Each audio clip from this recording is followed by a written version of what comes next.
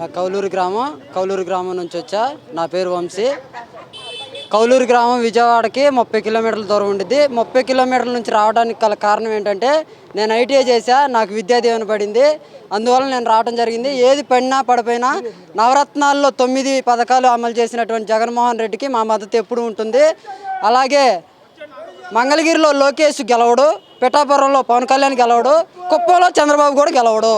ఈసారి 175కు 175 మేమంతా సిద్ధమని వచ్చినట్టు జగన్మోహన్ రెడ్డి గారికి నేరాజనం పడుతున్న జనం మేమంతా మద్దతుగా ఉండి జగనన్నకి 175కు 175 సీట్లు మెజార్టీతో, అలాగే పులివెందులలో జగనన్న మొన్న 5,40,000 మెజార్టీ వచ్చింది. ఈసారి 100కు 100% మెజార్టీ వచ్చింది జగనన్నకి. అలాగే మరి మైలారాలో ఒక బీసీ వ్యక్తిని నిలబెట్టారు. అలాగే బీసీ వ్యక్తిని కూడా మరి ఒక అత్యంత సామాన్యమైన వ్యక్తిని మరి నిలబెట్టారు, తిరుత్తరావు గారిని. తిరుత్తరావు గారు ఏమంటే మేము ఎప్పుడు ఉంటాము. అలాగే కౌలూరు గ్రామాన్ని ఎంతో అభివృద్ధి పదంలో నడిపించాడు జగనన్న.